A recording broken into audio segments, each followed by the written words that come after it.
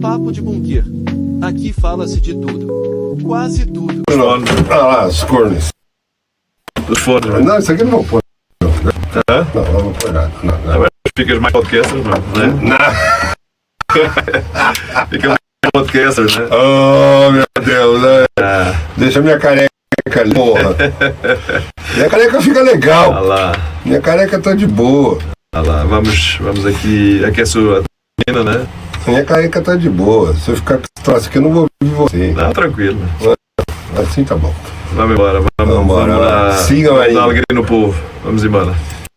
Começa de novo. Apagão na Europa, o que realmente acontecia, narrativas que surgiram. Esse vai ser o tema do nosso primeiro podcast, mini podcast de hoje, para nos apresentar para os nossos subscritores.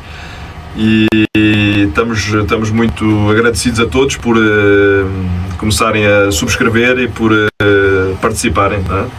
Sim, com certeza, né? Mas isso aí é... Queremos dar as boas-vindas a todos. Eu sou o Armando, mais conhecido por Portuga por toda a malta, não é? Eu sou o Claudio Planas. A malta é ótimo. Hoje vamos falar sobre o apagão que deixou a Europa às escuras no final de abril de 2025. E as muitas histórias que surgiram nas redes sociais sobre o que estaria por trás desse evento. Exatamente, hoje é um tema importante, é um tema que é atual, não é?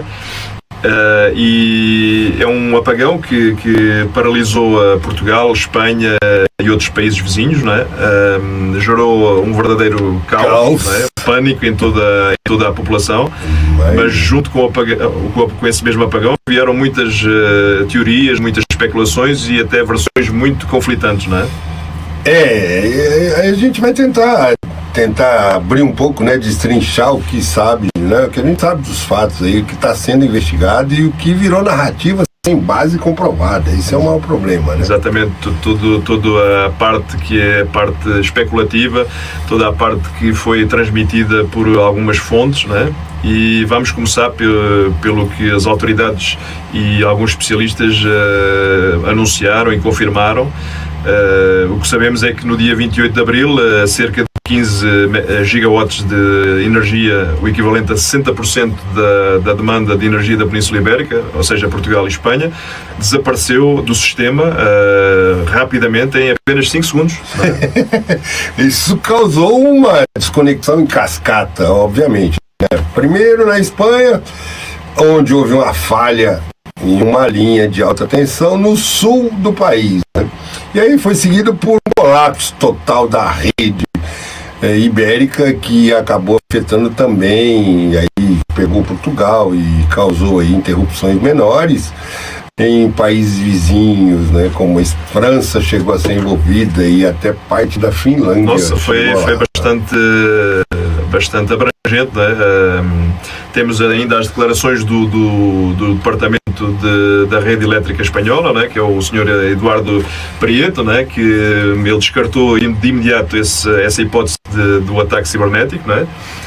Ele afirmou concretamente que não houve qualquer interferência nos sistemas de controle de energia espanhóis, e inclusive o primeiro-ministro espanhol, o Pedro Sánchez, ele reforçou que as investigações estavam em curso, né? E que esperava identificar a causa para este apagão, não é?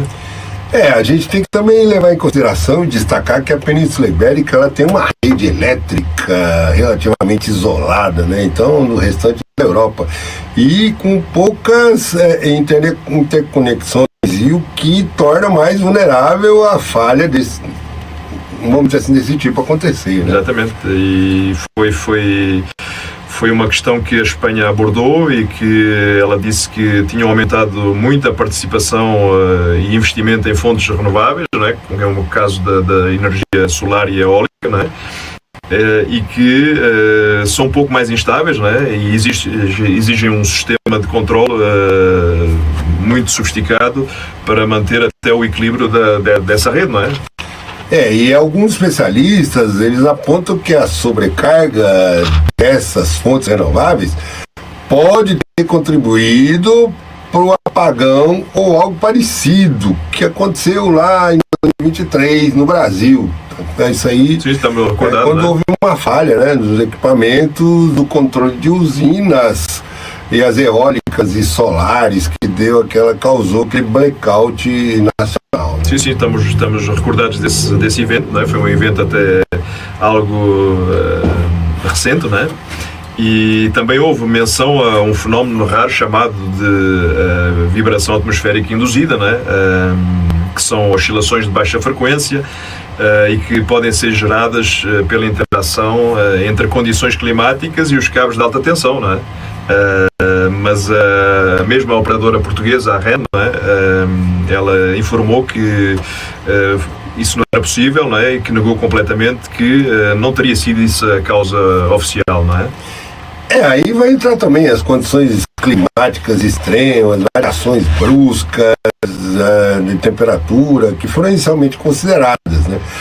Mas ainda não há uma confirmação de que tenha sido determinante, né? Exatamente. Tudo isso foi alvo de especulação, mas tanto quanto sabemos e pelo que lemos, né, os reatores nucleares espanhóis, que são parte importante da matriz energética quer da Espanha, quer da Península Ibérica, não é? Eles entraram em modo de segurança quase automaticamente, não é? Com geradores de emergência que estão acoplados, não é? E que funcionam para evitar qualquer risco maior ou qualquer sistema de intrusão, não é? E aí todos os governos envolvidos, né, tanto Portugal e Espanha, os que mais afetados, obviamente, criaram um comitê de crise para trabalhar e reforçar a segurança e a resiliência da rede, além de buscar resposta para isso que não pode acontecer, né? Exatamente, foi feita quase uma task force, né? Foi umas equipas conjuntas que tentaram reagir de imediato, né? E agora, além disso, podemos falar também do que veio junto com o apagão, não é? Todas aquelas histórias que foram criadas, todas aquelas notícias que começaram a circular nas redes sociais e muitas delas que não tinham qualquer comprovação técnica ou científica, não é? Logo após o blackout, né, surgiram mensagens alarmistas dizendo que esse era o começo de um apagão global, né? Que os bancos, o sistema, o dinheiro ia sumir, a comunicação ia para o espaço, né? Aí vão parar e começarem. Os governos estariam usando isso para controlar a população. Isso aí o bicho pega mesmo, né? É uma história bem engraçada, não é? E então temos que... Tem até pessoas que tiveram a audácia de ligar isso a uma nova ordem mundial, né? Aqueles planos secretos dos regimes autoritários, que são teorias que ganhavam força porque mexem com o medo e a segurança das populações, não é? Mas a gente não pode simplesmente descartar esse questionamento, né? Exatamente. A falta de informação clara e rápida, aí sim, das autoridades, alimenta esse tipo de narrativa. Exatamente. Não adianta falar que não, né? Então, a transparência ela é fundamental para evitar que essas versões ganhem espaço. É um facto, não é? Além disso, e por outro lado, não é? Todas essas histórias sem base concreta, elas causam apenas que um pânico desnecessário, não é? Dificultam ainda o trabalho das equipas técnicas, dos governos, de quem faz a gestão e geram o pânico nas instituições, o que é extremamente perigoso, não é? Isso é grave, né? Porque no momento de crise, a circulação de uma informação não confirmada pode levar a decisões erradas e até colocar vidas em risco, né? Exatamente. O cidadão pode de repente até acabar com aquele irmão, já que o mundo vai acabar, eu vou sair antes dele, né? Exatamente. E por isso é uma condição que é fundamental, é que cada um de nós tenha um bom senso, né? E que busque informações em fontes que são fidedignas e confiáveis, não é? Antes de seguir e partilhar qualquer coisa que ache na rede, não é? As próprias autoridades europeias, né, elas têm reforçado que não há indícios de um ataque deliberado, né, e que o apagão foi resultado de falhas técnicas complexas. Foi isso que foi veiculado pelas instituições, né? Mas fica sempre aquele alerta para a infraestrutura, né? A infraestrutura energética mundial, ela está cada vez mais digitalizada, não é? E interligada, apesar de na Europa haver ainda problemas de interconexão, o que exige investimentos em segurança e modernização para evitar futuros incidentes como este que aconteceu agora no final de abril, não é? E aí cabe uma reflexão sobre a dependência tecnológica, né? A segurança energética como um todo. Exatamente. Porque hoje nós dependemos de tudo, né? O apagão ele expôs uma vulnerabilidade que afeta não só a Europa, mas o mundo todo. Global, né? Nossa dependência quase total da energia elétrica e das tecnologias digitais é uma realidade. Exatamente. Se a gente não se atentar a isso, eu não sei onde nós vamos parar, né? E ainda para mais quando a luz apaga, né? Como se costuma dizer, tudo para, né? Seja os transportes, seja a comunicação, seja os hospitais, o pequeno e grande comércio. Fica um alerta para repensarmos como garantir a resiliência e segurança para esses sistemas, né? De geração de backup, não é? E aí o pessoal tem que começar a se acordar para a transição para fontes renováveis, né? Embora seja essencial para o meio ambiente, também traz desafios técnicos que precisam ser enfrentados com planejamento e grandes investimentos. Porém, os governos não podem deixar isso acontecer. E além disso, a comunicação também ela deve ser clara, não é? Transparente e que não deixe dúvidas à população, não é?